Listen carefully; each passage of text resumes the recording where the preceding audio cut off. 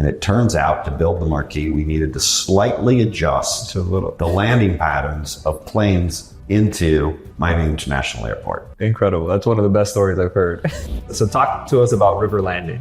This project could be an anchor to really a new submarket, which we now call the Mid-River District. We're on track this year so far to do over 6 million visits to the property. Miami, is it going to keep growing? You see it with what Ken Griffin is doing. He's embedded the culture of his company here. Andy, it's a pleasure to have you here at the Real Estate Dealmakers podcast. I'm happy to be here. Incredible. So I want to talk about, you've been in Miami for a while now, and it's obviously grown a lot. You've had a lot of accolades within the real estate world. Let's take us back to you in 2006, 2007, 2008. What were you doing before getting into real estate, and what was your first foray into real estate? Well, by my way of background, I'm an attorney. I was practicing bankruptcy and commercial litigation. And by chance, the company called Levive Bundle Green Developers, a partnership of Africa Israel out of Israel and Bundle Green Development out of Brooklyn, New York, became partners. They did a lot of development in New York City, made quite a substantial amount of money, and decided to invest that money here in South Florida. Right. My law firm was their law firm here. We were doing a lot of legal work for them, but we were also doing administrative work where we helped run the business. And at one point, I was asked to become president of the company. I accepted. And I brought with me, when we did that, one of my partners who became general counsel to Levi Bundle Green Developers, and 2 paralegals to help administer the business. And that was our introduction to real estate development. The company had already launched sales of some condos and started construction of the Marquis condominium on 11th and Biscayne. Yeah. And so we were, threw our feet in the fire, and we learned development on the road. So the Marquis was with LBD? It was. Okay. And then I guess talk to me, clearly the market ran very hot in 2020, 2021, 22 with all the money that was being slushed around. How compare that to what you were seeing in 06, 07 leading up to the 08 crisis? Well, in I'd say 2002 to 2006, if a piece of property went up for sale, we bought it. The company had access to cash, right. And we bought it. So we owned a block behind the Art Center. Mm-hmm. We owned where the Panorama is built today. We owned a block in what is today Brickell City Center. Wow. We held the contract originally on the Miami Herald site. At 5th and Alton, we were building the Vitry. At 3050 Biscayne, we bought 2 blocks, and we're going to build the Soleil. We owned in what is now Miami World Center, probably about 11 acres of that property. And so we were active. If you had land for sale, we're buying it. That is wild. As you're telling me these projects, I mean, 5 Park, Brickell City Center, the Miami Herald site, which is under contract for $1 billion, Miami World Center. It's crazy to see, I guess, 15, 20 years later, all these things come into life that you were buying at the time. It certainly is. It certainly is. And at that time, because our partnership disbanded, so we sold off our assets, and not for financial reasons, as much of the press reported, but for other reasons. Right. But we had plans to develop, most of these properties into condominiums, or in the Park West area into really a new part of the city, much like a Soho, New York. So it's nice to see that the things that we bought and started permitting on have come to life and reshaped the city. But I developed this reputation because of all that. We sold off almost $700 million of land. And I got this reputation that I was either a good restructuring of real estate, good person to restructure your real estate holdings because of my bankruptcy and litigation background, or we were a group that was good at design, development, permitting, and then we'd sell, and therefore we didn't complete any buildings. Yeah. And even the Marquis condominium, we ended up selling that internally between Levive and Boyle Green. Levive ended up buying it. So everything that we were, call it, managing locally ended up being sold to either third-party developers or to one of our internal partners. I read online that with the Marquis, and just to give people the context, it's basically the building closest to the signature bridge next to like Zaha Hadid. That condominium, I read that you got the city, date, and FAA approval to increase the height of the allowable height. How does that even happen? Well, when we develop, we like to make the jurisdictions part of our team. And at the time in 2004 or 5, when the city permits were being applied for, the construction company or the construction team started construction of the project without a full building permit. And the market was so hot that the sales team started selling the building. And without that area of the city limited the heights of buildings to essentially 52 stories. Sorry, yeah. But it was designed to 57. But those plans for those additional stories were not approved by the city for construction. And in order to get that approved, you had to go through planning and zoning approvals. And at the time, it was on a multi-use special permit, a MUSP. The problem is that historically, the city and the county and the FAA had agreed that as a result of the Four Seasons condo, that the city and the county could not grant modifications on a building by building basis. So the Four Seasons was built and they added extra stories during construction without a permit. And they went back to the city and said, I'm sorry, it's a mistake, but since it's built, please approve it. And because it was built and it was there, it was sort of an ask for forgiveness kind of approval. They asked for forgiveness, they got forgiveness. But at that time, the city signed an agreement with the county and the FAA that it would not be allowed again. An exception would not be granted on a building by building basis. Well, we were in construction. We had foundations. The city was letting us build to the 5th floor at that time. And we would get a stop work order if we could not get the full building approved to go to 57 stories. To make matters worse, the sales team had launched sales. And, back in those days, you'd have this great party and the flippers would buy, and they'd buy at party rates. Excuse me. And then they would hold the contract because they wanted to flip it and make money. That was the deal.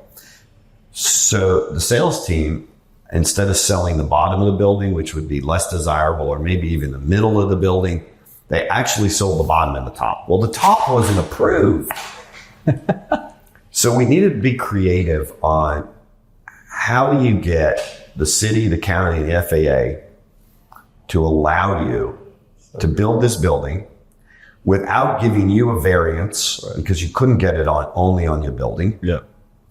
And you didn't want to I don't want to shorten the building because we already had deposits, and we didn't want to have to cancel contracts and refund deposits. Right.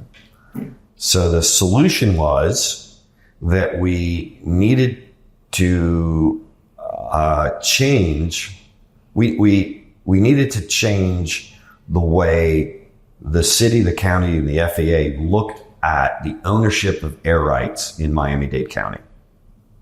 So we decided to present an option where when you own a piece of land, the owner owns certain air rights to a point. After that point, the city and the county own air rights. And after that, the FAA owns the air rights. And that would set the heights of buildings around every airport in all of Miami-Dade County. Wow. And in order to do that, we had to hire an FAA expert to make sure that landing patterns didn't need to be adjusted. And it turns out to build the Marquis, we needed to slightly adjust the landing patterns of planes into Miami International Airport. And to do that, we needed not only the city, the county, and the FAA, we needed the pilots union to weigh in. And through our efforts, everybody agreed to the theory that we don't want to keep going back to the FAA to say, I want to build a building, so set in this area the heights of buildings. Let's do it countywide. So everybody agreed that this was enough of an issue that the county, the city, and the FAA should certainly agree. And we set on the task of redesigning landing patterns to airports in Miami-Dade County. And eventually we got that approved. And so the height of buildings in various zones, the vectors as they call them, the vectors of buildings are now set so that when you buy a piece of land and it's in a flight path, you know how tall you can build that building. Yeah, I think the tallest ones now are like 1,049 feet is what I've seen. That's correct. Yeah. That's what we did. So like the Keyboard Hollows company is going to build a building at One Bayfront. Yeah. That building's height was set. Now, there has been, and I've read lately that there has been some applications to the FAA to build above the zones that were set in 2005. Mm-hmm. I don't know if those are going to be approved or not. Yeah. The agreement that was signed as a result of our efforts, it does say, and the city and the county will not apply for any more height of buildings. But politics change and lobbyists do good work. Right. And so somebody could get that approved. But the fun fact of that is I know we're going to talk about River Landing a bit, but when we bought the River Landing property, that was limited to 8 stories. But under the code amendments that we did before with the FAA approvals, that zone became a 310-foot building zone. Mm-hmm. So we had, if we owned enough land and we could get the planning and zoning department to agree on certain density, mm-hmm. then we'd be entitled to add to that building 20 stories as a result of the work that we had done years before. Oh, no. So it added on to each other pretty much. It certainly became very helpful to us when we bought the River Landing. Well, thank you for allowing buildings to go 1,049 feet.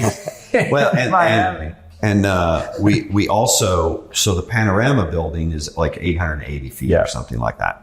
That was as part of the negotiation of this, the vector of, and height and vector of, for planes and whatnot, we set with the city that this 880-foot building would be built on Brickell, and that became the Panorama.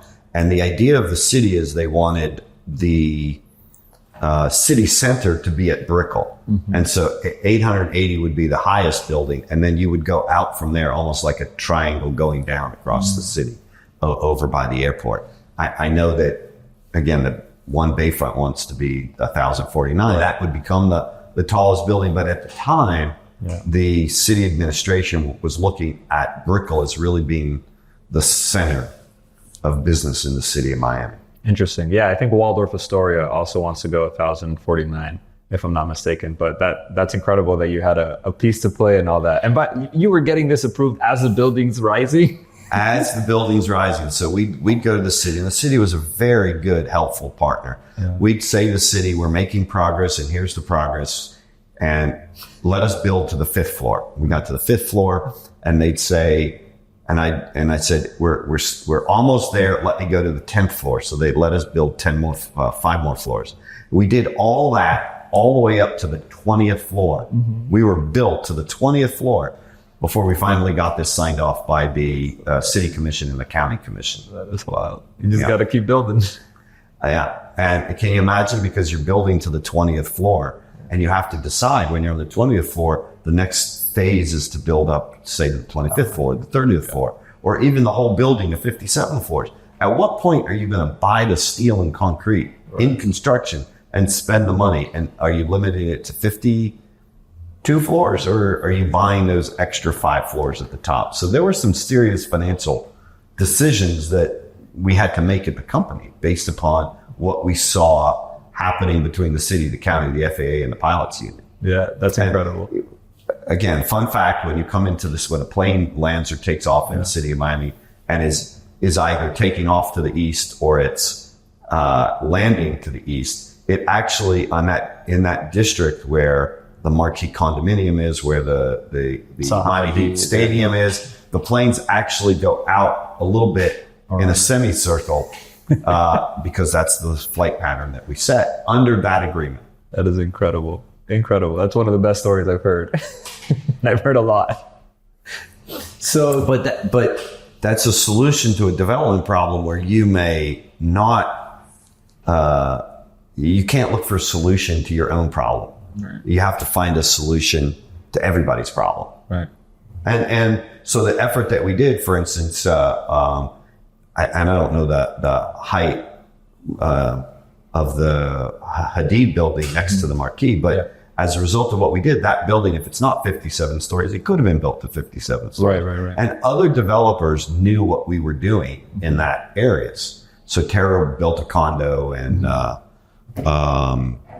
there's the 10 Museum, I think. 10 Museum Park. It's like the white box one. Then there's 900 Biscayne, Marina Blue. But there was one there's the Hadid building, and then there's another. Marina Blue. Then there's another building there. I think it's 10 Museum. Yeah. They could have waited in their construction to see if we got 57 stories. They decided not to wait. Because the 10 Museum one is the shortest one. It's shorter. And that's why it's shorter. They didn't want to wait. They wanted to get to the market. And it turns out that they did a good job. They got to market. By the time we got to market for closings, we were already in a real estate recession. Right. So walk me through your activity, I guess, coming out of the real estate recession. One thing I read about was that you were appointed the receiver for Paramount Bay. And what are some things that you're doing now that you've, sold off all these things and we're in the middle of a recession or going through one? Well, I sold my way out of a job. We sold off all the assets of the partnership of Levi Bowling Green, so I had nothing to do. Okay. And I did not want to go back to practicing law. Yep. I felt that real estate development was exciting, that I didn't have to worry about my hours in a day, as lawyers often do. And I felt that our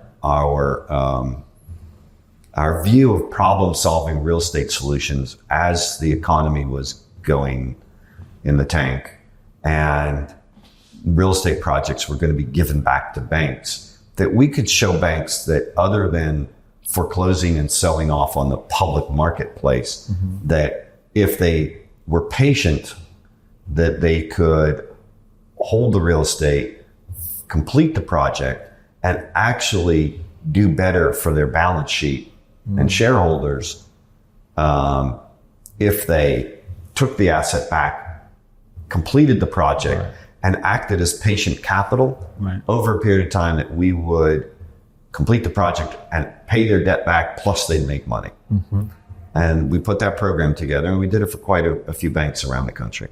So you come in as a separate one of them entity. happened to be the Paramount Bay project. Right. So you come in as a separate entity that says, I'm gonna take this over and complete the project? Correct. But because most of these projects were condos, and I had a legal background, and we knew banks were going to be foreclosing, I would only do it in a receivership, because in receivership, receivers, but for stealing the money of whatever asset is in receivership, you have immunity from liability. So I didn't want to complete a project and then have to worry about the condo liability or the successor developer liability that goes along with building and selling a condo. And then you got to worry about the condo board later filing a claim against the contractor. But because you became the successor developer, you then have some liability. Right. And the way I dealt with that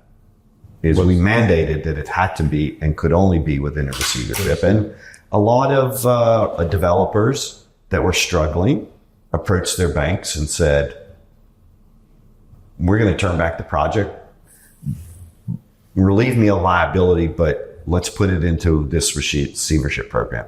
Or banks would say, we have an asset, it's a unfinished condo, will you take a look at it and give us your opinion? And I'd give them our opinion, and that we would pitch them on putting it, while they were doing their foreclosure, that they would actually fund the project and complete it. And a lot of developers got out of personal liability on recourse loans because of that. Because they were able to go through receiver? Or? Because they'd say, okay, we'll consent to the receivership, but you're going to now own the asset. You're going to complete it. You're going to sell it out. And make me whole.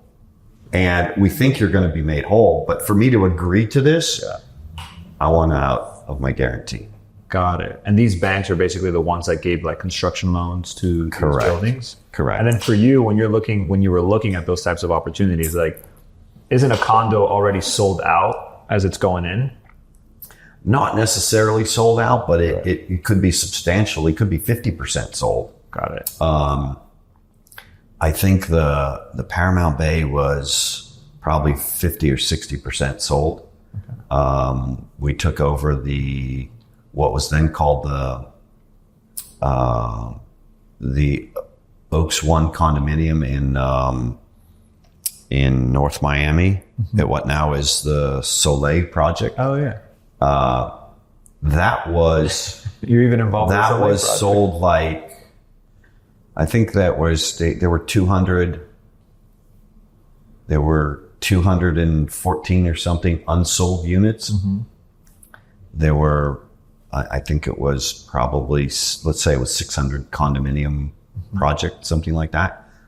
214 were unsold. The ones that were sold, because of interest rates and association costs, most of the condo owners couldn't afford to pay their common area maintenance charges. And so the association itself was bankrupt or insolvent.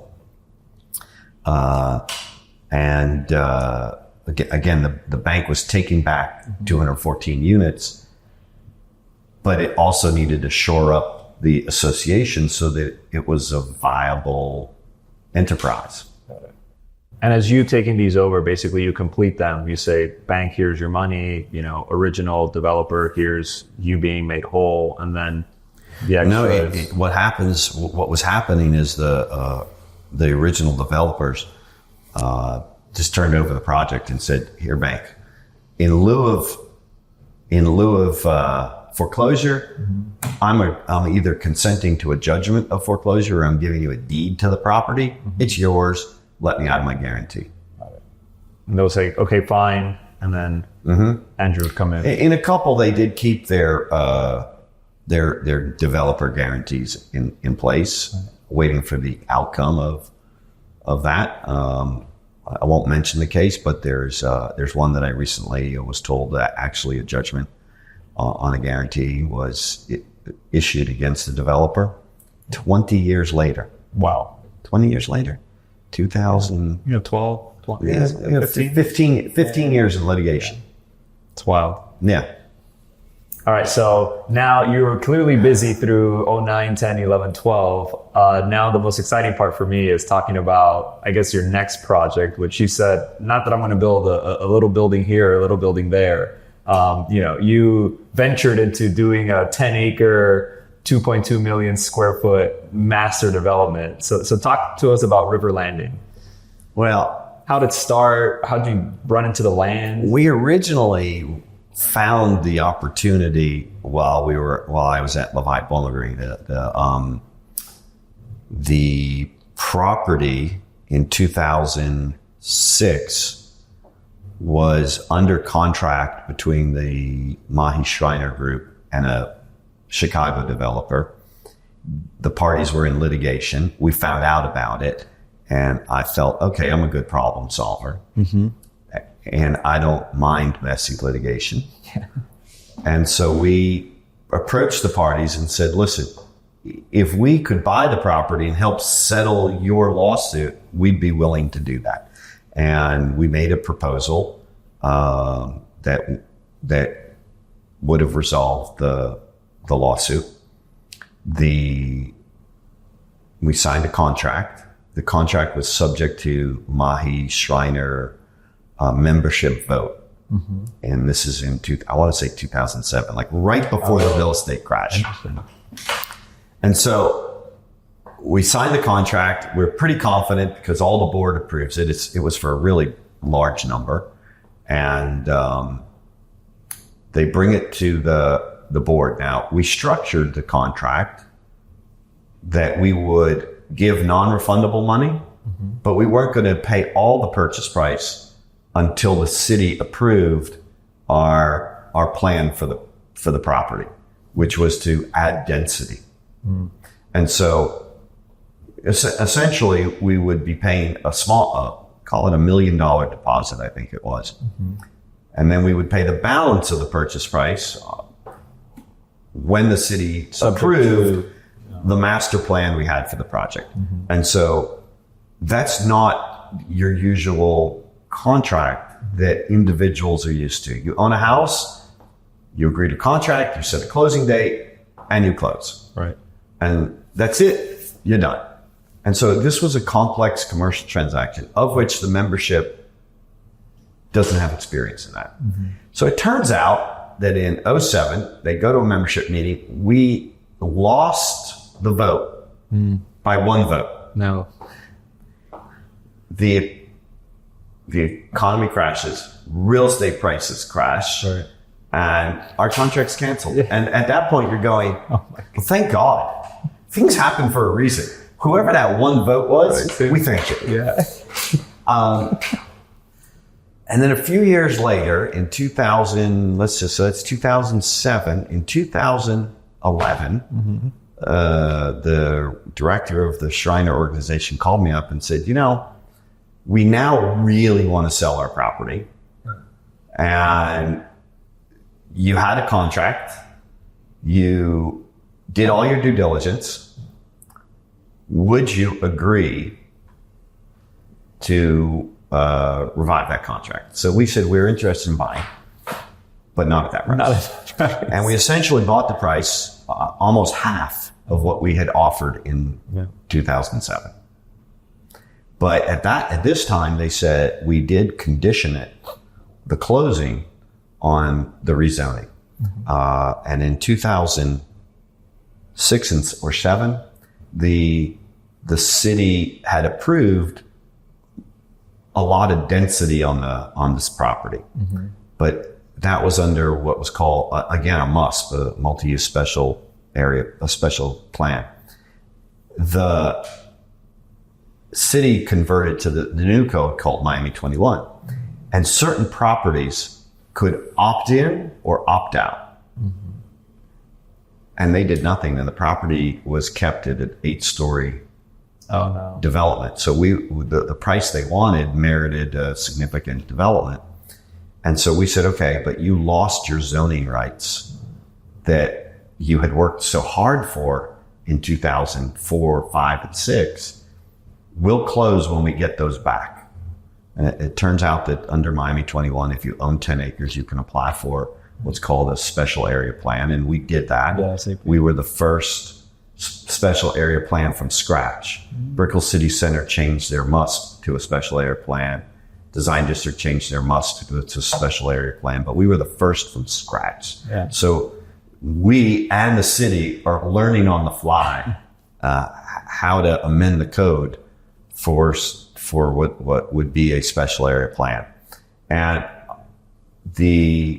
our mindset was that when we wound up Levi Boiler Green, Coralie Penabad was my partner in law and then became the company's general counsel. We decided to form our own development company. And the thought process was, do a small project, it's a headache. Do a large project, it's a headache. It's the same headache either way.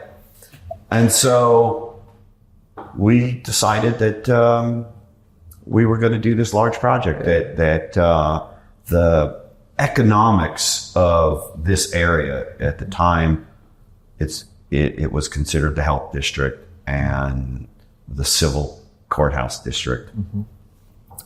And we felt that there were 65,000 people that come there every day. And now it's even more, that it had a built-in economy that no developer was tapping into.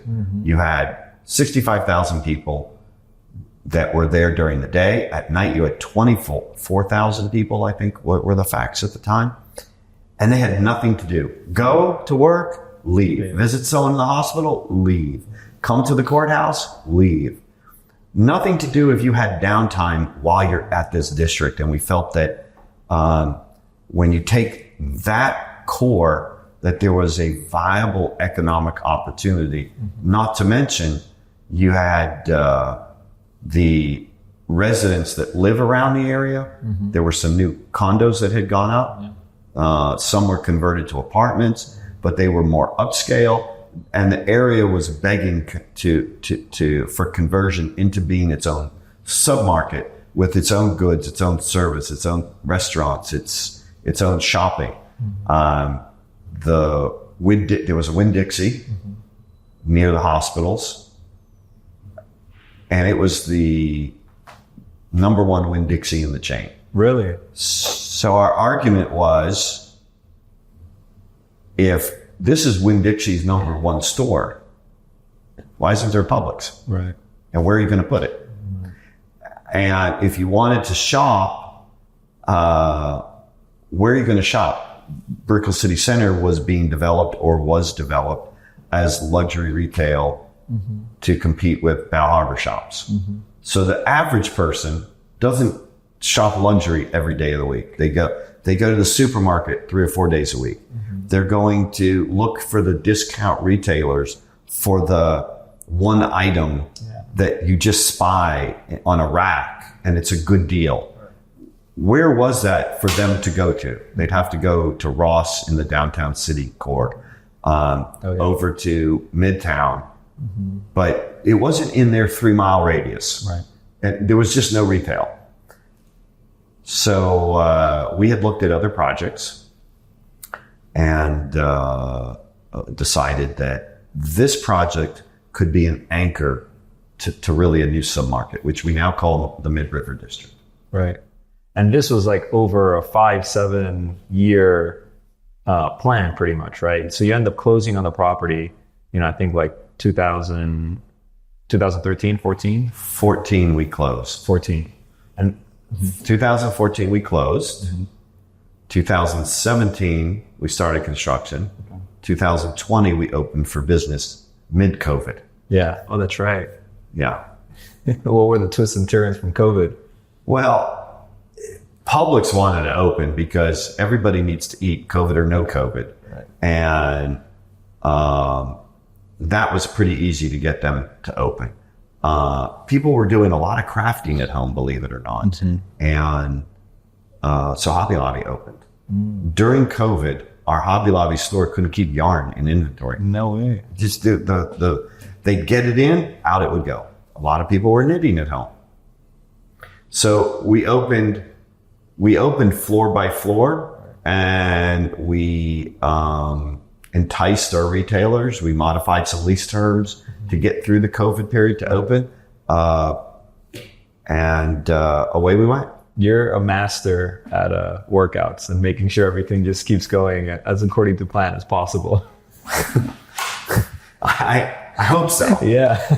I hope so. We still have a little bit to go. We have 34,000 square feet of of office space to lease up. But out of hundreds of thousands. Out of 150,000 square feet of office. We have 34 left.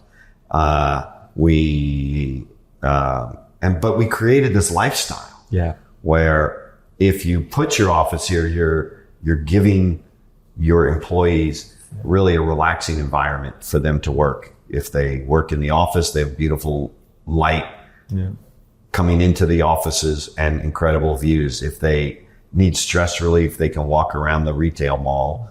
If they need more stress relief, they can hang out on the river. They can eat their lunch outside in our expansive atrium or on our second floor covered area, or even out on the river, or in our restaurants that are out facing the river.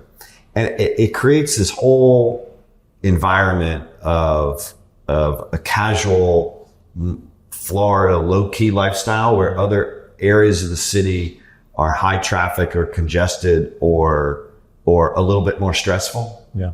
And we're trying to be that lifestyle that we want to be stress-free. Right. And we think we offer it. Yeah. I mean, we've spoken about this, right? You basically have offered people, like a nice luxury Class A office feel without the hecticness of, the Brickells of Midtown. And I live and work in Brickell and I love it, but it is congested. It is hectic. And especially people that commute in and out of Brickell, you hear a lot of complaints about the traffic and all those things. I mean, in River Landing, you've got a lot of the pros with none of the cons. We think so.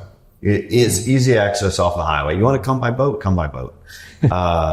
We have 2,300 car parks. Easiest parking in all the city. Yeah. The parking decks work easy to get around. And the lifestyle is just relaxing. Yeah. A lot of it is, if you're at work, you got to leave. At the end of the day, you can go to Publix and pick up your food to go home with. Or you need to get out and take, a little break. You can do some retail therapy and walk some of the discount retailers and look for that bargain. We have hair and nails for men and women.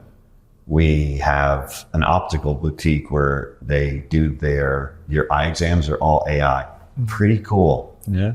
Pretty cool. You sit in the machine and the machine goes, put your head in the machine. You put your head there, put your eyes in. It does the first thing, and then it says, okay, move to the next machine. Boom, you go to the next machine. There's like 5 of them in a row. You're in and out. And then it does all that. You go in a private room, you sit in a chair, and on an iPad is an eye doctor who's going to review what the AI machine just took for your stats. Right. And then says, okay, I looked at all this. Let me run one more test.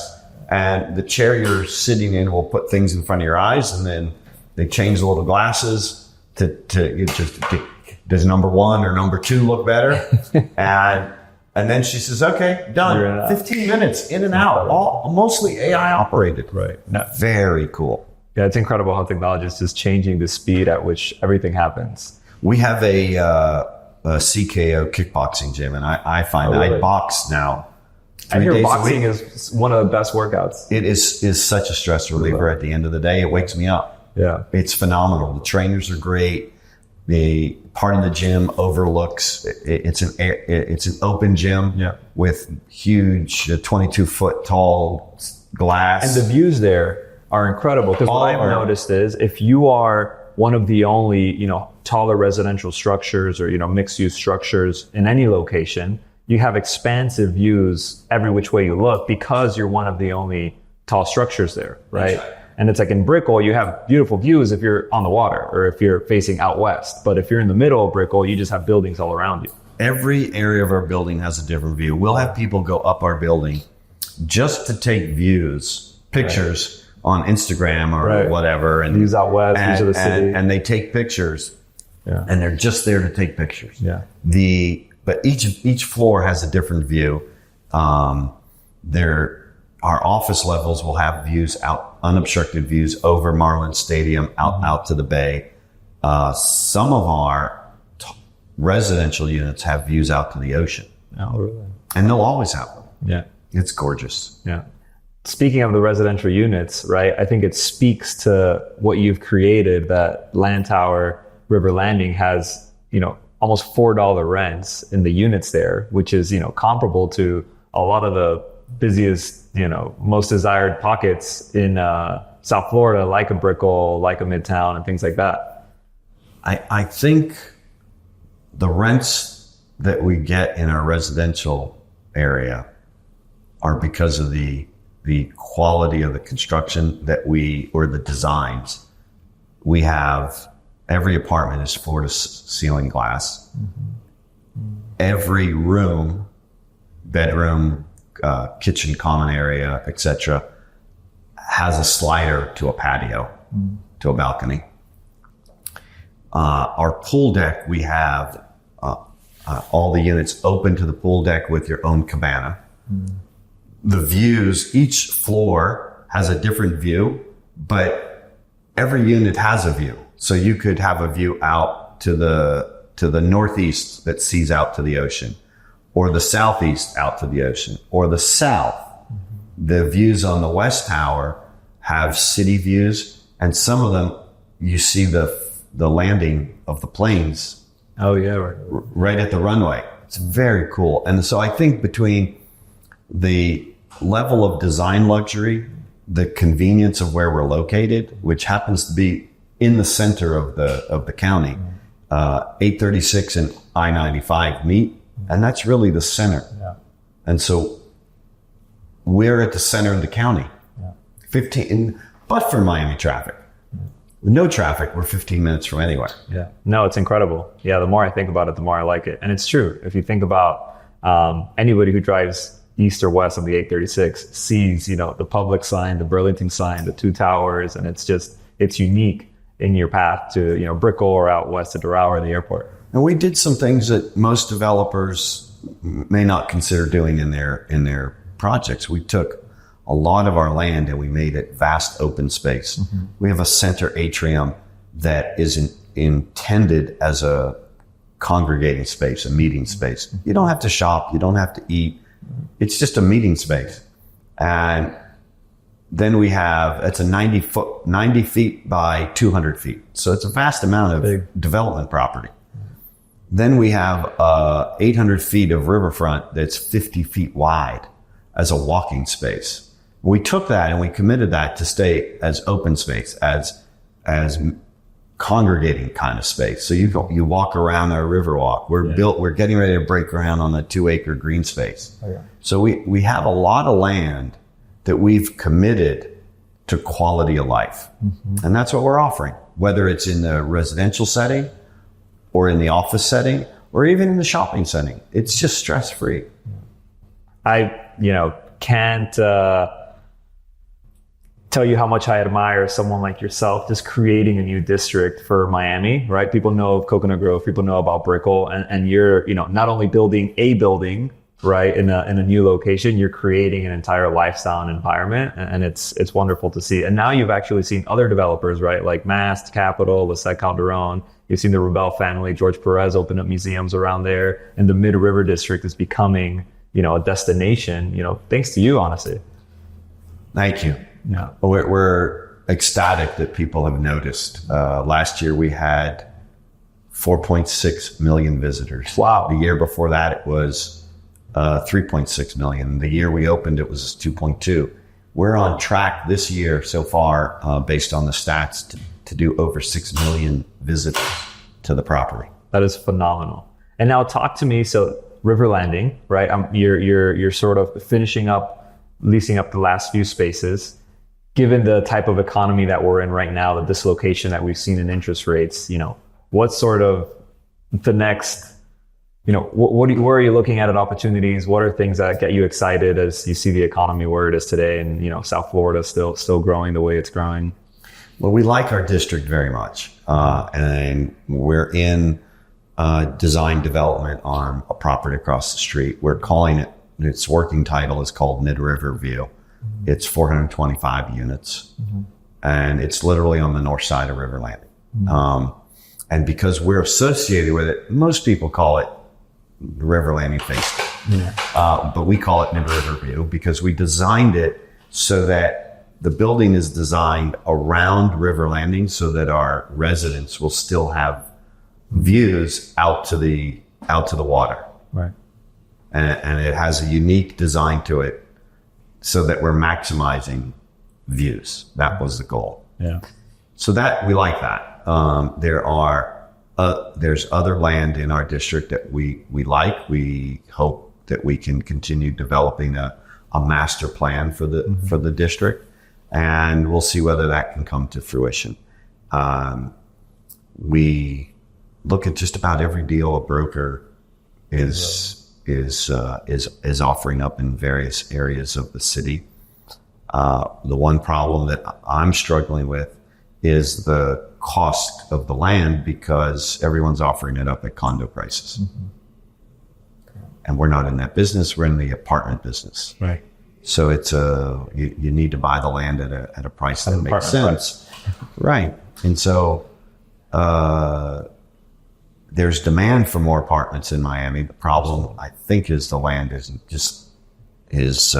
too expensive at the moment. Yeah.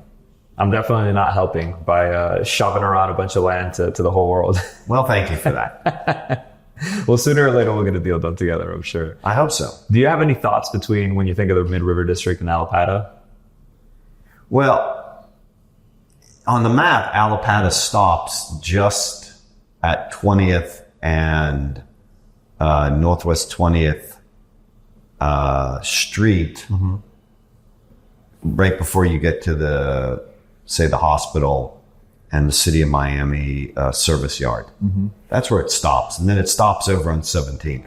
A lot of people that talk about Allapattah say that River Landing is within Allapattah, but on the map, it's technically adjacent to it. Right. And then the map has the health district and the civic district as its own area. And we're sort of like in the middle between them without our own. And so we decided that this area ought to be the Mid-River District. It is Mid-River. Right. It is the widest part of the river, and we're anchoring it. And so that's what we do. I think Allapattah is an interesting opportunity, but it's so vast. It stretches from Northwest 20th north, I think, into the 60s or 70s. Yeah. It encompasses a lot of what's around the airport. It's industrial, it's car repair, it's all kinds of different scale of housing. There's some single family home neighborhoods that are in the process of being redeveloped. But it is the largest area within the county that is its own submarket. And you can't just say it's the next Brickell or the next Wynwood. It's in scale, multiples bigger than those areas combined. And it needs a comprehensive plan. Right. What's the business that's coming in there? Is it manufacturing? Is it warehousing? Is it retail? Is it office? Is it healthcare? What is it? It's just so big. It has so much opportunity. Yeah. It really, some of it around the airport screams for warehousing and manufacturing. But what do I know? Yeah. And you're saying you see all that in the master plan that needs to come to that separate to the Mid-River District? I think so. Okay. I think so. Yeah. So I'd love to. So Lisette Calderone is building in Allapattah. And I think those are some pretty good workforce housing projects. Yeah. And people need that. It's bringing that density. And it's bringing in that density. And maybe as somebody decides to build that, buy a piece of land and build an apartment, that other things will take shape around it. What do you build first? Do you build the economy, or do you build the density, the residential density of a caliber that brings the economy? You said I'm going to do everything all at once. We felt that we were close enough to the health district, but we have the river. Yeah. That we could build the density, bring the retail and restaurants, and because of the river, people from the health district would come over, and that's our base. It has I think the payroll in the health district at the time we started River Landing was $2.2 billion. Oh my God. It's over $3 billion today. And so it has the largest economic impact in the county. Wow. The only thing that has a bigger economic impact is the seaport and the airport combined. Oh, wow. So it's an important part of our economy. Healthcare, Yeah. court system, Yeah. really important. Yeah. High payroll. Yeah. The school system, again, high payroll.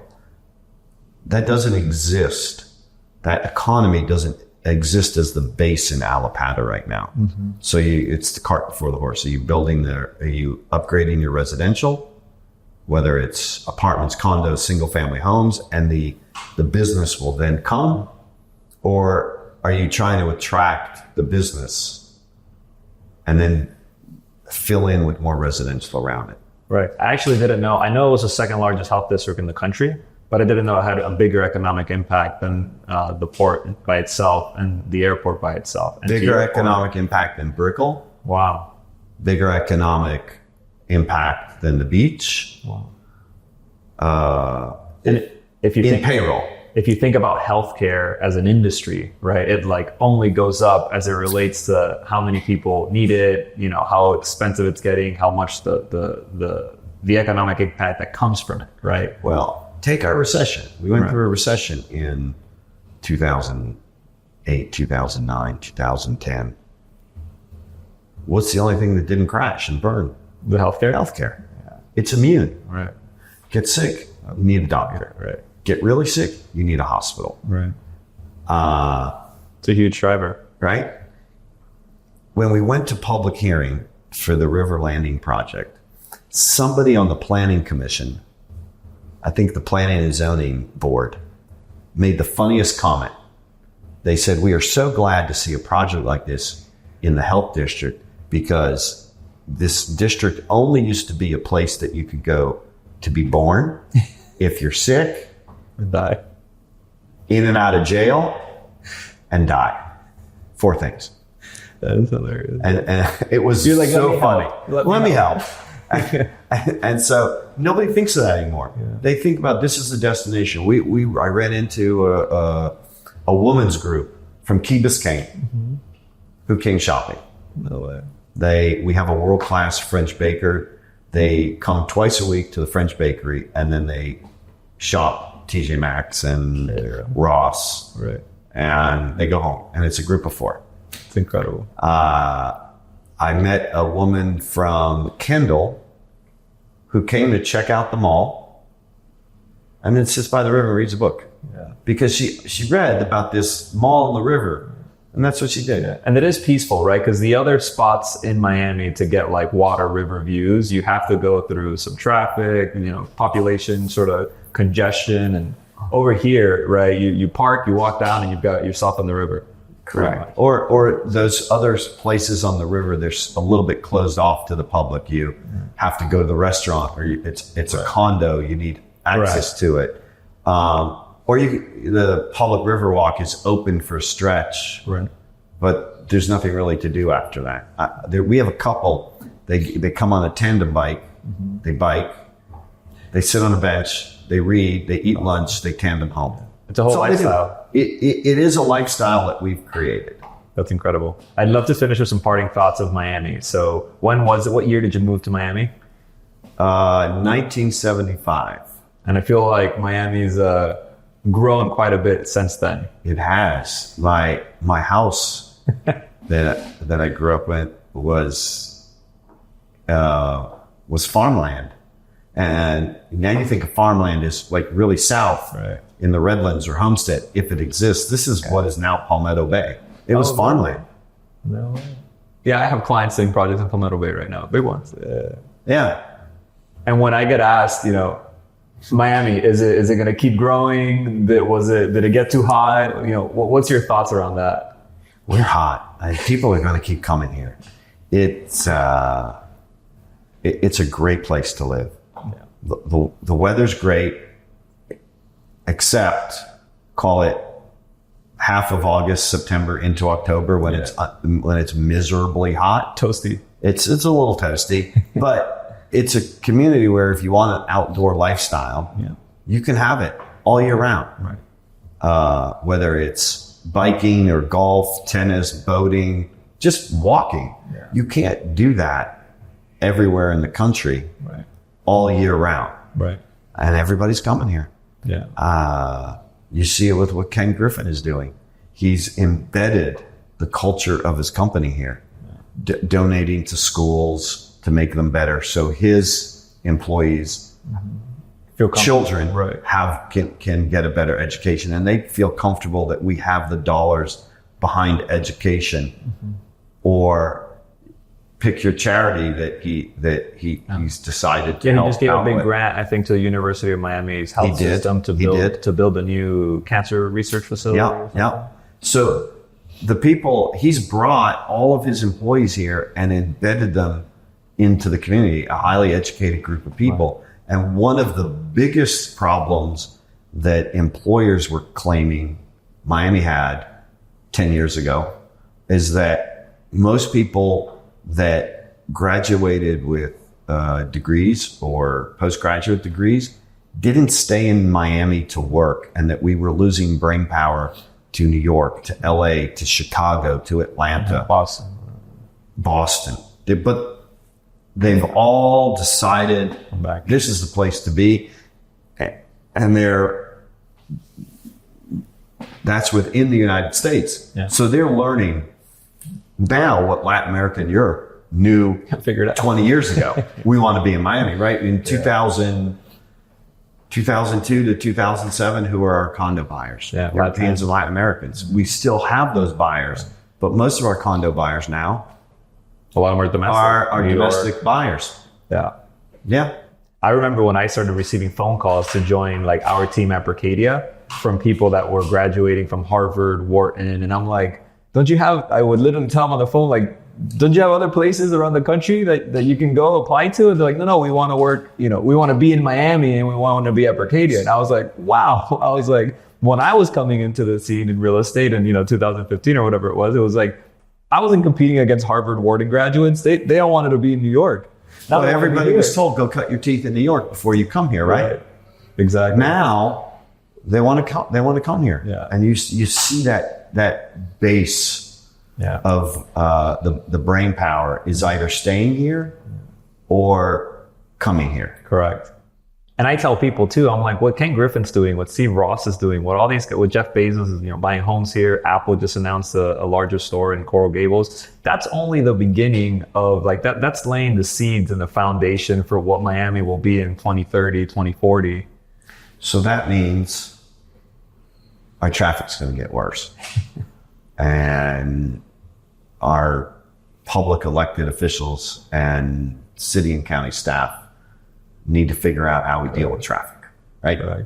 Because the schools are getting better. There is investment in public and private schools. It's getting better. Yeah. Now we're down to roads. Infrastructure. Yeah. Yeah. Well, if you do go through the 836 Biscayne today or the Palmetto, it's always been under construction. It's always evolving, but just not at the rate that we need it to evolve given the demand that people have for Miami. I think that's right.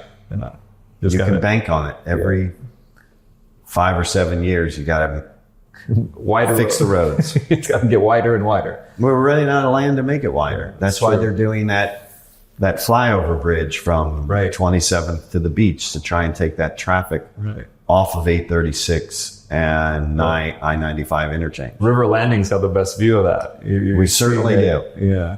No, it's incredible. Andrew, it's such a pleasure to have you here. Great to be here. Thanks so much. Thank you so much.